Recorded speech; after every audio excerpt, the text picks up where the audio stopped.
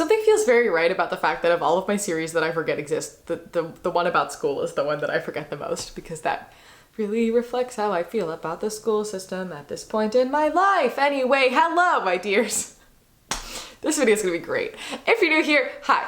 My name is Sydney. My pronouns are they, them. I am an openly disabled, autistic, trans, queer, non-binary actor. I am currently making some world history with a thesis. I don't feel like talking about it right now. You can learn about it up here. And sometimes when I remember that I have a series about how to do school and how social skills work, I make videos for them. Occasionally. You're welcome to like, comment, subscribe, leave a super thanks, whatever you so desire, but also absolutely no pressure. Either way, glad to have you here. Also, I'm a white person in their early 20s. I have shoulder length, light brown curly hair. I am wearing a dark gray shirt with the, what is the word for that? Skyline. With the skyline of my college on it, and it says Mount Holyoke underneath it, and I am wearing clear round glasses, and I am sitting in front of a bookshelf. Great. Okay, so school. Somebody commented a while back on something, somewhere, I don't know, I wrote it down, that they wanted a video going through accessible ways to study and to learn content for school, and I said, absolutely, will do, just let me figure out how to the heck to do it myself.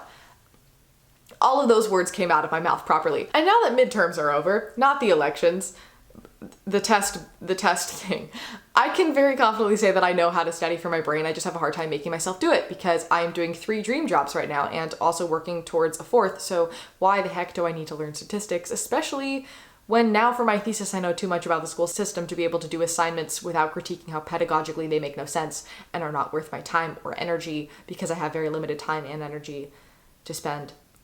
Anyway, I was told the other day by somebody that I have both the earliest and worst senioritis that they have ever seen, and frankly, I am honored by that. I both love and appreciate that, and I accept that as part of my identity. But anyway, today I'm going to explain to you how I study for exams and also how I, in general, teach myself content because I'm at the point in my life where exams are pretty few and far between. It's more like big projects, and the general structure of college is the expectation that you will teach yourself a lot of the content from the readings and whatnot. And effectively how I study for tests is just by going over my well-organized notes from the rest of the semester. So it'd be really weird if I were just like, here's how you study, read your notes, with no basis for that at all whatsoever. So we're gonna start at the way beginning of everything. Now the first lifesaver for me is I organize my life. Almost too much. I have an old video from nearly 2 years ago. I did live in this room at that time, which is weird. Anyway, basically laying about how I go about organizing my life. I will link it up here for you. It also includes a guide on how to study, but I do it very differently now, so I'm going to update it in this one. That's why I'm making a new video. But that kind of goes through all my planners and color coding and all of that kind of stuff. Am I as dedicated about my planners as I used to be? Oh, absolutely not. But in general, if you look up guides for autism and or ADHD in relation to school, everything is like, oh, just stay organized, make a schedule. As if the problem that we have with the executive functioning is not the same executive functioning that also involves staying organized and making a schedule. So I'm gonna acknowledge that this does not work for everybody, and it's not a sudden, oh, here's how you fix all your problems thing. I'm just sharing it as an option. Also, organization looks wildly different for everybody. I tend to organize in a very typical and conventional manner. That does not mean that your way is wrong or that my way is also probably wrong. I don't know. It works for me and it's effective, and that's what matters. But anyway, once you have yourself organized, we have the actual learning of the class content. Because in general, right, the point of tests and exams, or what's supposed to be the point of tests and exams, is to be a capstone sort of thing that proves both to you and the professor or teacher what you do and do not know. So if you're able to follow the class content and take good notes over the course of the unit or semester, it'll already be very clear in your brain and you'll understand it. And studying for the exam is going to be much easier than cramming everything beforehand because that's how brains work. Magical. But I also say this as somebody who does not do readings for their classes anymore unless they find them interesting and pertaining to their wider research and or they can convince themselves to make a video on it. So do as I say and not as I do. I'm really sorry. Anyway, readings are a thing that exist and they're impossible to focus on, especially because academic writing is notoriously clunky and terrible. And there's a really good answer in progress video about why that is. I'll link that in the description for you if you're interested. Anyway, I don't have a magic solution for forcing yourself to get readings done or to focus on them, but some things that sometimes work for me is forcing myself to sit at my desk or in a chair or on the floor against a wall rather than on my bed or in my hammock. Also, body doubling, which is having your friends in the same room all doing work at the exact same time, is wildly effective. Giving myself a deadline or something that makes it a race of like, ooh, can I finish this before then game? Often just like reminding myself that if I force myself to read it now, then it'll be done works really well for some strange reason. I also really like setting a timer and being like, okay, I am gonna read this for 5 minutes, and if I don't focus on it by then, I will take a break and come back to it, because often just the getting started bit is the hardest part. Once the inertia sets in of actually reading it, it's not a problem. Also, lifesaver, dividing readings into sections so you can know like where's the quarter point, the halfway point, the 2/3 point, etc. really helps me, because then I can be like, oh yeah, I'll take a break when I get to the halfway point. And then when I get there, I'll be like, oh, the distance from the halfway point to the 2/3 point isn't very far, so I'll just read a little bit more to get to that point. And then eventually I'll keep doing that until all of a sudden the reading is complete. And that's how I read entire textbooks in 2 days. So hopefully some of that made sense. No, when it comes to taking notes, writing them by hand is always the move. It sticks in your head better. That's a scientifically proven thing. Obviously it's not written as it sticks in your head better, but you know what I mean. I try to take notes as if I'm reading a thing and I want to explain it to my sister or my dad or somebody else who doesn't know anything about the subject. I also don't take notes as if it's not random notes strewn about the page. It's a vaguely cohesive and organized narrative, because 2 months down the line when I'm studying for the final, I will have inevitably forgotten whatever logic I thought that I had figured out when I made the notes, and they will have no value to me. I also try to put things in my own words unless the quotes make complete and entire sense and further my thinking, in which case I will copy down quotes. But in general, I try to put things in my own words, because copying things word for word is just rote memorization, and it's not going to help you with your learning or your understanding, so I try to avoid that as much as possible. I also won't write every single individual thing down. Once I've gotten the general idea and some interesting subpoints, I can move on. Oh, also, my very best friend, my very, very, very best friend, is the notebook table of contents.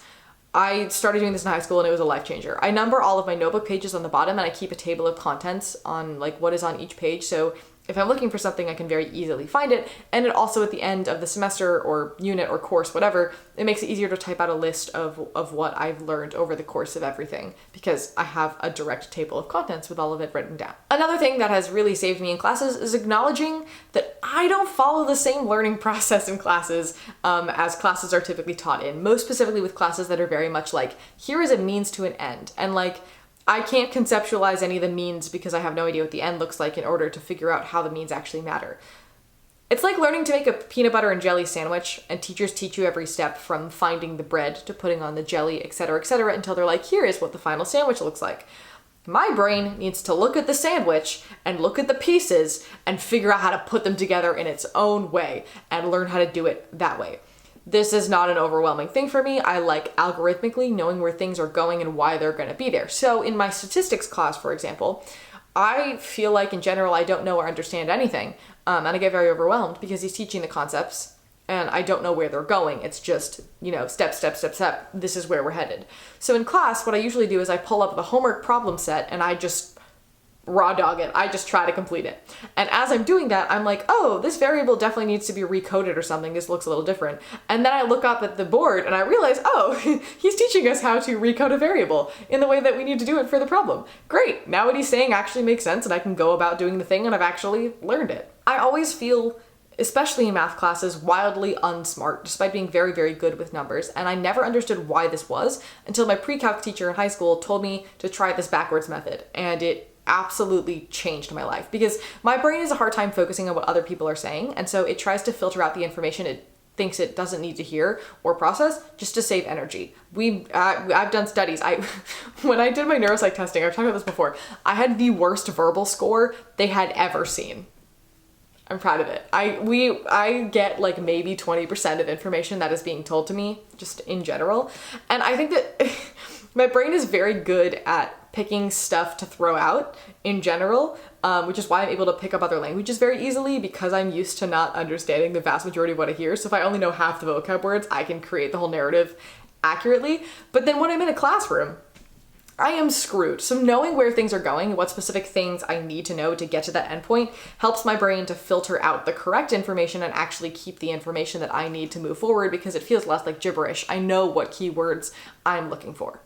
Now, when it comes to studying for a test, I will usually read through all of my notes. I'll often make a smaller study guide with more specific concepts as if I were teaching it to somebody else, so I can clear up any things that I suddenly realize I don't understand. And then I'm going to make a third page that's a list of like the teeny tiny handful of things that always trip me up or that I always forget, so that I can read that right before I walk into the test and then immediately just like write it on the top right corner of my test. I will like label it like brain dump, and then I'll write down all of those things before looking at any of the questions. So when the stress of the test itself takes over, I can just look back at those little notes and I can recenter myself. And I don't know where I picked this up from. I genuinely have no idea. But I do distinctly remember a teacher of mine in high school loving it so much, she started to print her tests so that there was a section for a brain dump and telling all of her students to do it. So yeah, I used to always do that with various formulae, especially in math classes, to be like writing down all the formulae so that when I started looking at the test questions, I would be able to just look back and reference them, and I would be very clear-headed in remembering the hard stuff before having to realize that sometimes using it is difficult and overwhelming, especially with word problems, because words plus numbers, very stressful. Now, I'm not going to go in depth about accommodations because I've also done that before, but I do have extra time. I rarely use it because I'm of the opinion that if I know it, I know it, and if I don't know it, I don't know it, and that's just happening. The accommodation I use the most is a solo testing space. I get my own room to take a test or exam, and then in said room, I immediately sit on the floor and work on my test there, so it feels less formal, and it makes me feel a lot calmer. Highly recommend, hugely helps me. So anyway, to the person who asked me for a guide on studying, I hope this is what you meant. Hopefully this was helpful. Also, let me know what other accessible school skills you have questions about or want to learn about in the comments.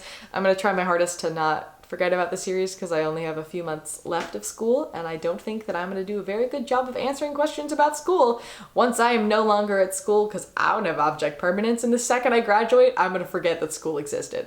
But anyway, thanks for listening. Thanks for learning. This is more chaotic than usual. I don't feel like finishing the outro. I'll see ya in the next one.